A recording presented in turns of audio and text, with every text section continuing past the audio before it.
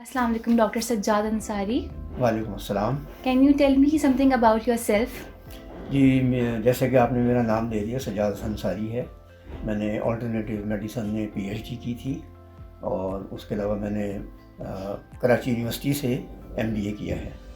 इसके अलावा जो अल्टरनेटिव थेरेपीज़ जो आती हैं दुनिया की मशहूर, जिनमें हिप्नोसिस है, रेकी है, योगा है, सिल्वा मेथड है और न्यूरो लैंग्वेजेस प्रोग्रामिंग वगैरह हैं, और बेशुमार उन सब में मैंने ग्रेजुएशन की है और उन सब का मैं ट्रेनर भी हूँ और मैं एज ए थेरेपिस्ट भी काम करता हूँ और पिछले 20 साल से मैं इस फील्ड में काम कर रहा हूँ।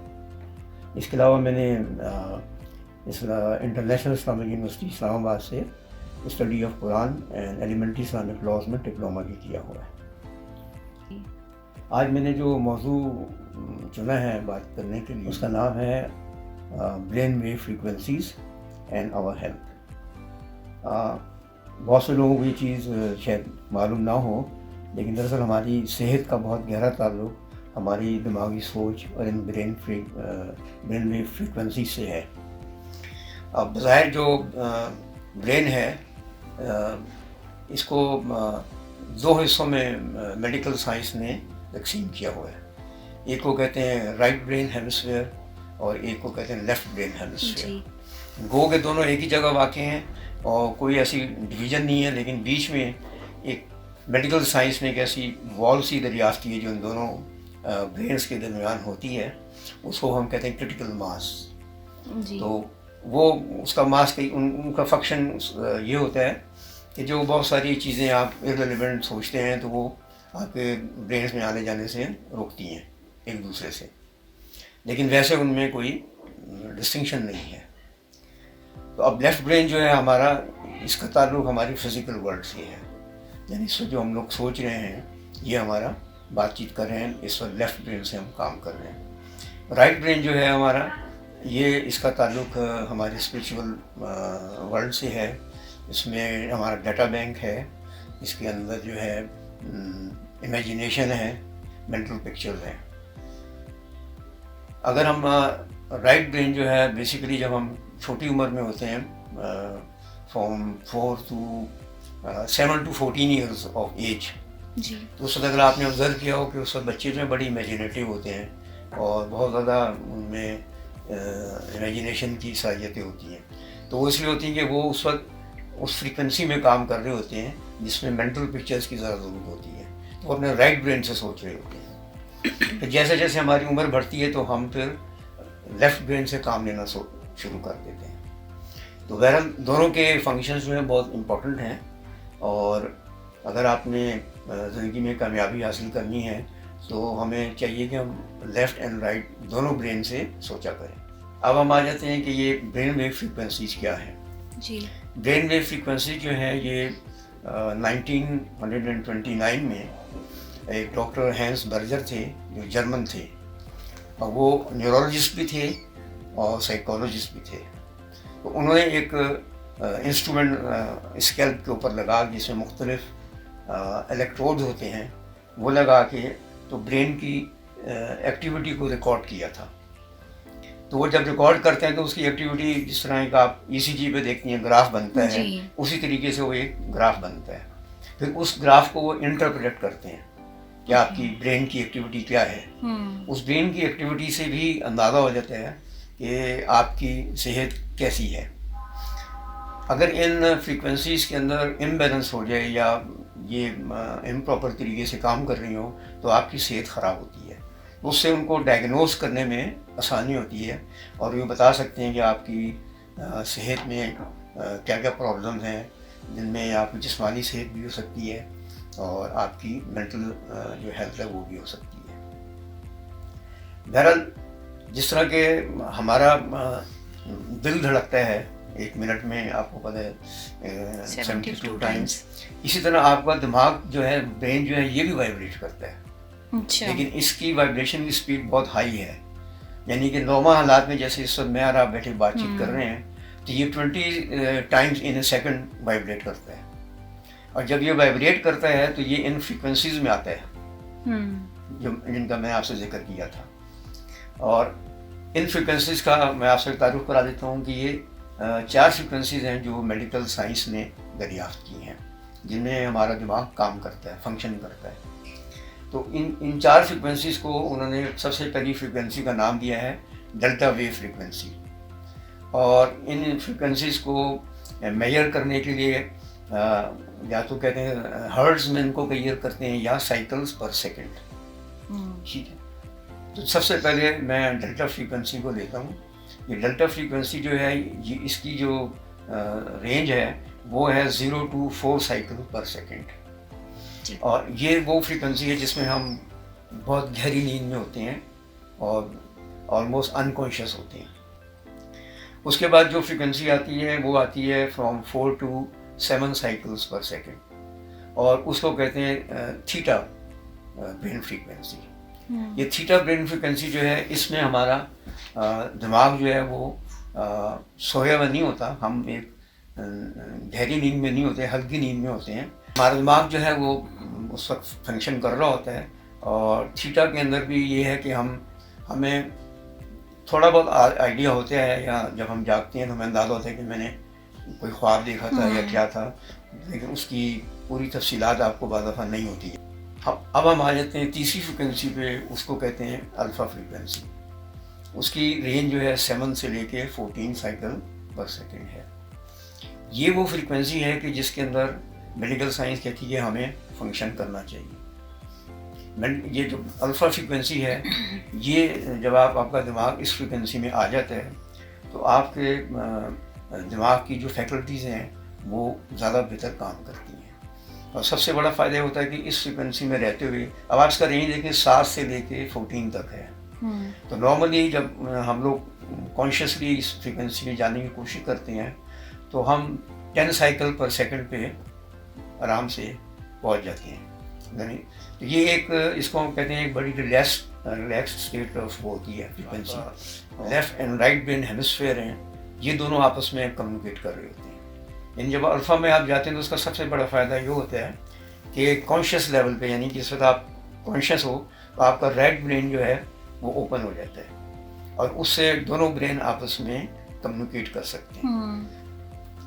तो उसका ये फ़ायदा सबसे बड़ा ये होता है कि आप राइट ब्रेन से जो इन्फॉर्मेशन लेना चाहते हैं वो आप लेते हैं और लेफ़्ट ब्रेन से उस पर काम करते हैं। तो इन दोनों ब्रेन के अंदर एक हार्मनी पैदा हो जाती है। उस हार्मनी से आपकी जो इन्फॉर्मेशन है या डिसीजन मेकिंग पावर है और आपके जो चैलेंजेस हैं उनके सॉल्यूशंस भी आपको आसानी से मिल जाते हैं, क्योंकि आप बिल्कुल एक पीसफुल और एक काम एंड कंफर्टेबल पोजीशन में होती हैं इस वक्त। ठीक है। तो ये इसको कहते हैं अल्फ़ा फ्रीक्वेंसी। उसके बाद चौथी फ्रीक्वेंसी है, उसको कहते हैं बीटा फ्रीक्वेंसी। वो 14 से लेके और 30 साइकिल्स पर सेकंड है। बीटा है इस वक्त जिस समय आप बात कर रहे हैं, ये बीटा स्टेट है। नॉर्मली हम जब लाइफ में अपना काम कर रहे होते हैं और एक्टिविटीज़ में इन्वॉल्व होते हैं तो हमारी जो फ्रीक्वेंसी है वो नॉर्मली 20 साइकिल्स पर सेकंड होती है।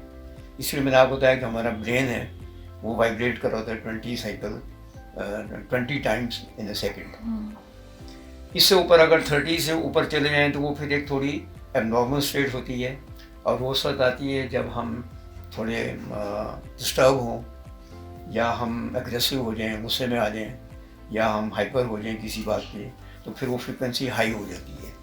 तो उसमें हाई जाने से ये होता है कि आपको पता है कि जब इंसान गुस्से में हो या ऐसी हाइपर स्टेट में हो तो वो उसकी डिसीजन मेकिंग या सोचने समझने की जो सलाहियतें हैं वो भी बढ़ जाती हैं और वो उस वक्त डिसीजन सही नहीं ले सकता।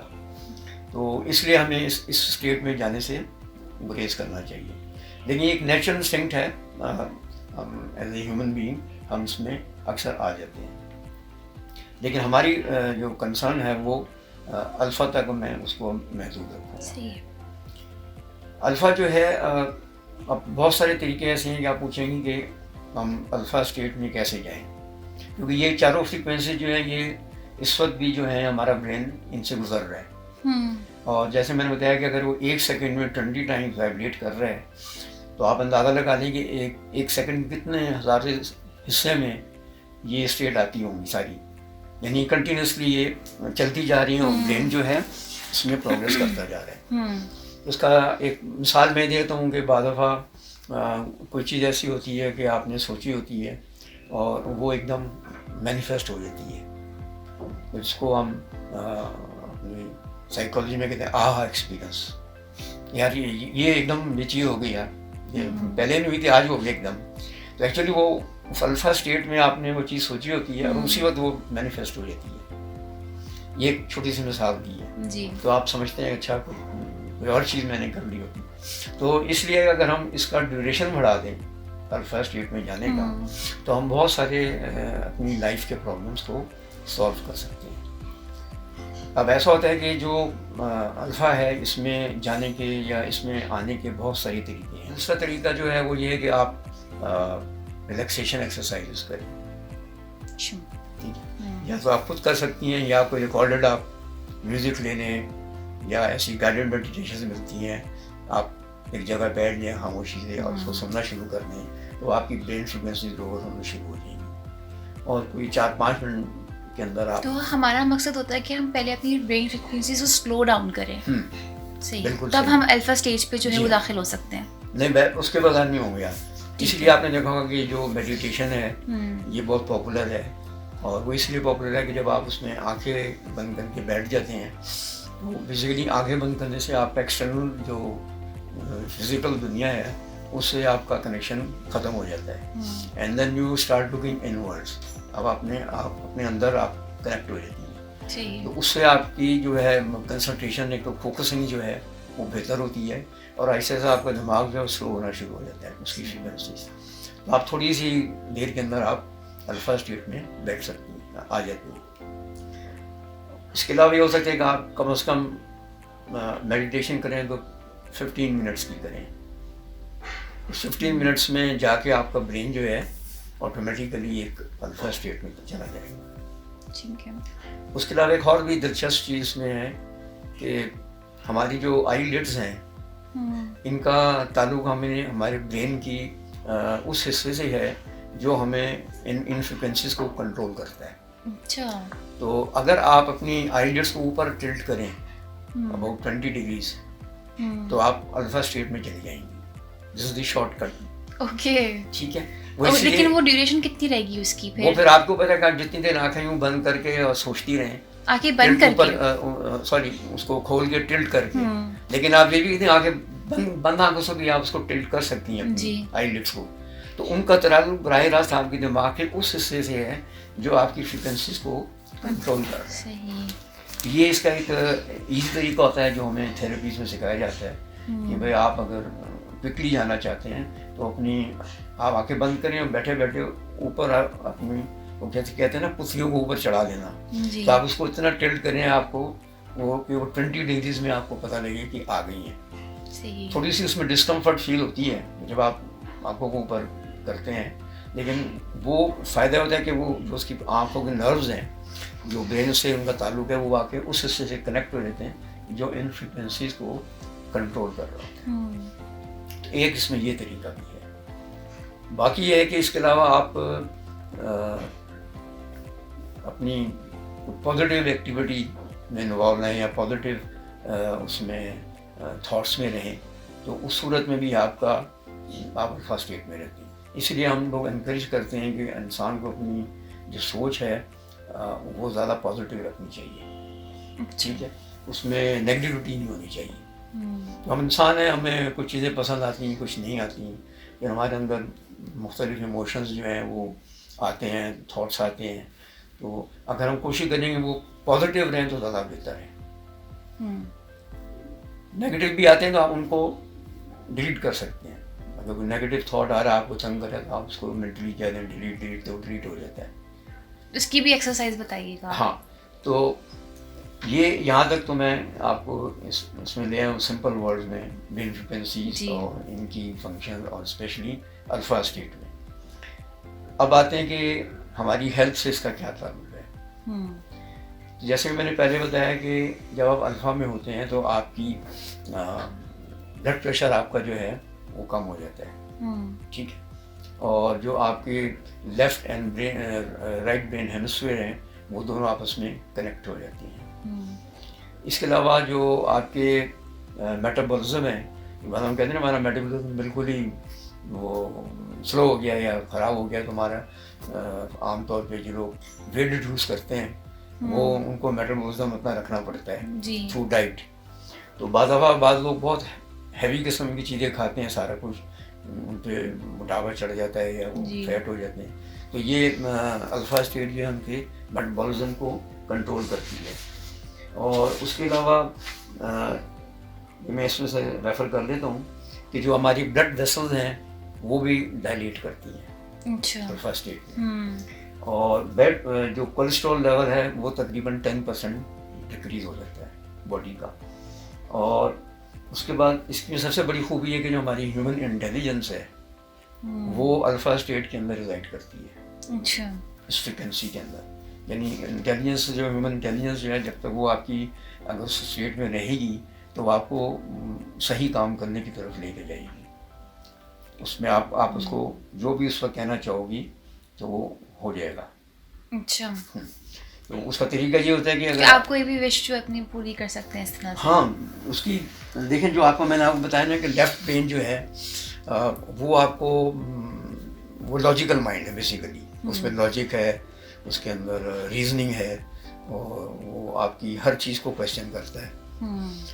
जो राइट ब्रेन है उसमें लॉजिक नहीं है, रीजनिंग नहीं है, और दूसरी है उसमें टाइम एंड स्पेस नहीं है।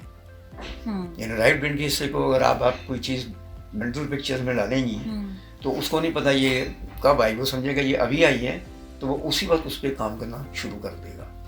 लेकिन लेफ्ट ब्रेन जो है वो कंटिन्यूसली आपको गाइड कर रहा होता है लॉजिकली। हाँ, वो मतलब रीजनिंग कर रहा होता है कि ये करना है, क्यों करना है, ऐसा क्यों हुआ, या आज से कुछ साल पहले ये एरोप्लेन किसी ने बनाया था तो कैसे बनाया, किस तरह बनाया उन्होंने, उनके दिमाग ने कैसे काम किया कि जी एरोप्लेन ईजाद हो गया। तो ऐसी जो भी ईजादात होती हैं नॉर्मली वो सब होती लेफ्ट ब्रेन के थ्रू है।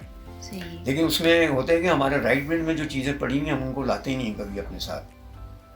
वहाँ जो अब राइट ब्रेन में मैंने आपसे जिक्र किया था कि उसमें एक डाटा बैंक होता है जी। अब वो डाटा बैंक क्या है, जैसे आपने कंप्यूटर चलाती हो, आपकी हार्ड डिस्क होती है, ड्राइव सी होती है जिसमें हर चीज़ उससे हो के जाती है और बाकी आप ड्राइव में उसको डिस्ट्रीब्यूट कर देती हो जिस तरह अपनी उसको लोड को आप चाहो मैनेज करना। तो ये जो राइट ब्रेन है इसमें हर चीज़ जाती रहती है। जो भी थॉट्स हैं आपके, ख्यालात हैं, right from the child birth आपका राइट ब्रेन जो है उस से काम कर रहा होता है, उसमें हर चीज़ स्टोर होती है। तो किसी भी वक्त अगर आपको उससे वो चीज़ निकालनी चाहें राइट ब्रेन से तो आप निकाल सकते हैं। आमतौर पे जो हम हिप्नोथेरेपिस्ट होते हैं, हम लोग जब इंसान को किसी को हिप्नोटाइज करते हैं तो नॉर्मली इसको हम थीटा लेवल में ले जाते हैं। अच्छा, ठीक है। और थीटा में ले जाके यानी उसको हम कहते हैं ट्रांस में ले आना। वो बंदा और तो अवेक होता है लेकिन उसका जो सबकॉन्शियस माइंड या जो कॉन्शियस माइंड है वो बंद होता है। उस वक्त मैं उसके सबकॉन्शियस माइंड से उसको डायरेक्शन दे रहा हूँ। तो सबकॉन्शियस माइंड जब आता है तो फिर इंसान को उसमें से जो चीज़ें होती हैं वो रिकॉल होनी शुरू हो जाती हैं। उसकी रिकॉल फैकल्टी होती है, वो चीज़ों को रिकॉल करती है। तो फ़र्ज़ करें कोई आदमी है उसको फियर है, तो अब आपने पता लगानी है फियर उसको क्यों होगी है। तो कहती मुझे ऊंचाई पे मैं जाता हूँ तो मुझे डर लगता है ऊंचा खड़ा होने से। तो फिर आप उसका सुराग लगाने के लिए आप उसके मैंने आपको पहले भी जिक्र किया था कि हम एक एक्सरसाइज करते हैं एज रिग्रेशन, जिसमें हम उसको मुख्तलिफ एजेस में लेके आते हैं मेंटली और वहाँ उसको फिर कहते हैं सर्च करो कि क्या यहाँ तो नहीं कोई तुम्हें ऐसी बात पेश आई थी, वाक़या पेश आया था कि तुम सीढ़ियाँ चढ़ रहे थे, स्लिप हो गए या तुम गिर गए नीचे तो तुम्हें खौफ आया कि मैं हाइट पे था तो मैं गिर गया, मुझे चोट आ गई। तो इस किस्म की वो चीज़ें वहाँ सेव होती हैं। सही। तो अगर वो जब हमें पता लग जाए कि ये चीज़ है तो हम उसको क्या करते हैं कि हम उसको रिप्लेस कर देते हैं उस चीज़ को। उसकी ऐसे कि मिसाल के तौर पे एक आदमी है वो कहते जी मैं कभी अमीर हो नहीं सकता, ठीक है, लेकिन उसको शौक बहुत है कि भाई मैं अमीर बनूं, मेरे पास पैसा होना चाहिए, ठीक है। अब उसके लिए वो बड़ी स्ट्रगल करता है, सारा कुछ करता है, लेकिन उसको नेगेटिव रिजल्ट मिलता है। उसका मेन रीज़न यही होता है कि हमने अपने सबकॉन्शियस माइंड में जो गुर्बत बैठी हुई है उसको नहीं हटाया। ओके, ठीक है। क्योंकि जब भी आप एफर्ट कर रही होगी लेकिन आपका सबकॉन्शियस माइंड का भाई तुम अमीर हो ही नहीं सकती, क्योंकि वहाँ आपने गुर्बत बिठाई हुई, उस गुर्बत को आप निकालोगे ना जो जो ऑब्स्ट्रक्ट कर रही है आपकी प्लानिंग को और आपकी एफर्ट्स को। तो इस तरह ये इंसान को हमें ब्रेन से वो चीज़ें निकालनी पड़ती हैं जो आपके रास्ते में रुकावट बन रही होती है। सही। जब आप बहुत फोकस तरीके से और बहुत ही एक without any shadow of doubt आप किसी चीज़ के लिए पर्पस के लिए काम करती हैं तो नॉर्मली आपको वो चीज़ मिल जाती है, क्योंकि आपका बिलीफ सिस्टम इतना स्ट्रांग होता है। तो वो जो सबकॉन्शियस माइंड या आपका जो राइट ब्रेन है वो आपके एफर्ट्स को फिर सपोर्ट करता है। सही। ठीक है, क्योंकि वो वाइब्स जो है वो कायनात में जारी होती हैं और जैसा आप सोचेंगे वैसे ही होता है। तो अगर आपके सबकॉन्शियस माइंड में बात है कि आप कभी अमीर नहीं हो सकते तो वो वाइब्स मुस्तकिल जो है वो एटमॉस्फेयर में जा रही हैं। बिल्कुल जा रही है, इसलिए हिंड्रेंस पैदा होती है। ठीक। देखिए अमेरिका में उन्होंने पहले एक्सपेरिमेंट्स किए थे इसको जैसे वाइब्रेशंस के ऊपर कि ये कैसे काम करती थी। उन्होंने बंदरों के ऊपर उनका एक्सपेरिमेंट किया था। अच्छा। उन्होंने एक दो बैच बनाए बंदरों के, एक को एक कमरे में रखा, एक को दूसरे कमरे में रखा और उनको मुख्तलिफ किस्म की ट्रेनिंग दी। ठीक है, और फिर उनके ब्रेन को स्टडी किया तो दोनों में वो जो ट्रेनिंग दी थी वो डिफरेंट पाई गई। उसके बाद एक बैच को उन्होंने दूसरी ट्रेनिंग दी और दूसरे बैच को कुछ नहीं दी, और इस बैच को जिसको ट्रेनिंग दी उसको उसके उनको ये कहते रहे कि जैसे वो ये हर वक्त उन दिमाग में चीज़ वाइब्रेट करती रहे कि जी मैं सुपरमैन बन रहा हूँ, मैं सुपरमैन हो गया हूँ, मैं फलाना हो गया हूँ, मैं फलाना हो गया। और वो कई दिन वो रिपीटेडली वो इस तरह की बातें करते थे, तो उनसे जो वाइब्रेशन निकलती थी वो साथ वाले कमरों में बंदरों को जाती थी। कुछ दिनों बाद उन्होंने देखा तो उन बंदरों ने उसी तरह उछल कूद और उसी तरह का बिहेवियर अडॉप्ट कर लिया। अच्छा। जो यहाँ कर रहे थे। अच्छा। यानी उनको कोई ट्रेनिंग नहीं दी, लेकिन इनकी सारी जो थॉट वाइब्रेशंस थी वो उनको जा रही थी, वो उनको रिसीव करके उन्होंने भी उसी तरह बिहेव करना शुरू कर दिया। फिर इवन यहाँ तक हुआ कि उन्होंने कहा कि अच्छा ये तो साथ साथ थे, अगर हमको बहुत दूर ले जाएं फासले में तो क्या होगा। उन्होंने फिर उनको बहुत दूर एक शहर से दूसरे शहर में मुंतकिल किया और वहाँ उन पर यही एक्सपेरिमेंट किए, तो वहाँ पे भी ये चीज़ बात जो थी ये चीज़ पहुँच गई। तो इससे ये साबित हुई कि ये जो हमारी ब्रेन की वो है वाइब्रेशंस, ये टाइम एंड स्पेस में कैद नहीं है। सही। ठीक है, इंग्लिश में हम उसको हम अपनी साइकोलॉजी में कहते हैं mental communication. You can communicate with people mentally, क्योंकि अल्लाह ताला ने ये जो कायनात बनाई है, हम सबको बनाए हैं, तो ये एनर्जी से बनाई है। ठीक है, और एनर्जी से बनाई है तो we are energetically connected to each other. ठीक है, और इस तरह जब हम एनर्जेटिकली एक दूसरे से कनेक्टेड हैं तो मेंटली भी हम कनेक्टेड हैं। अब फ़र्क सिर्फ ये है कि हम कनेक्टेड तो हैं लेकिन हमें एक अवेयरनेस नहीं है कि ये मैं आपके साथ कनेक्टेड हूँ या नहीं। तो उसके लिए फिर हमें ये कोर्सेज करने पड़ते हैं या इस किस्म की ट्रेनिंग करनी पड़ती है। तो जब वो हो जाती है तो फिर आप हैरत हो जाएंगे, आप अमेज़ हो जाएंगी कि आपने कोई चीज़ सोची है तो जिसके साथ आपने सोची तो उस बंदे ने वो चीज़ सुन ली है।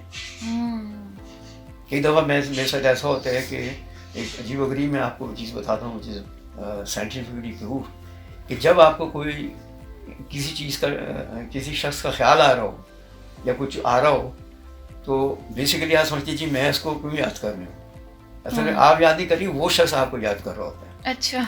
या हमेशा आप ट्राई कर लें कि whenever you think of somebody, वो कोई आपको डोमिनेट कर रहा है बार बार आपके ख्यालों में आ रहा है, दिस मीन्स कि that person is communicating with you, it's not you. उसकी जो वाइब्रेशन है वो आपके दिमाग में जैसे सिग्नल आता है ना मोबाइल में, वो मैसेज रिकॉर्ड होता रहता है, तो वो मैसेजिंग हो रही है जी। आप ये समझिए कि अच्छा ये पता नहीं मुझे क्यों याद आ रहा है, क्या वजह होगी, तो आप उससे कॉन्टेक्ट करती हो कि यार कोई बहुत ज़्यादा हो जाए, कभी खैरियत तो है, तुम ठीक ठाक हो, आई होप एवरीथिंग ओके, कोई बीमार तो नहीं हो गए। तो पता लगा वो बंदा तो कह रहा है यार मैं तो खुद आपसे बात करनी चाह रहा था। ये आप प्रैक्टिकली एक्सपीरियंस कर लें, दिस विल हैपन। तो ये एक तरीका होता है, अगर इसमें 3-4 लोग मिलके एक जैसी ब्रेन वाइब्रेशंस इमिट करें तो वो चीज़ बड़ी पावरफुल हो जाती है। तो इसलिए हमारे इस्लाम में एक कॉन्सेप्ट है इज्तिमाई दुआ का। तो जब हम इज्तिमाई तौर पर बैठ के दुआ करते हैं तो उसमें बड़ी तासीर होती है, इसमें बड़ी पावर होती है, अल्लाह ताला उसको कबूल करते हैं।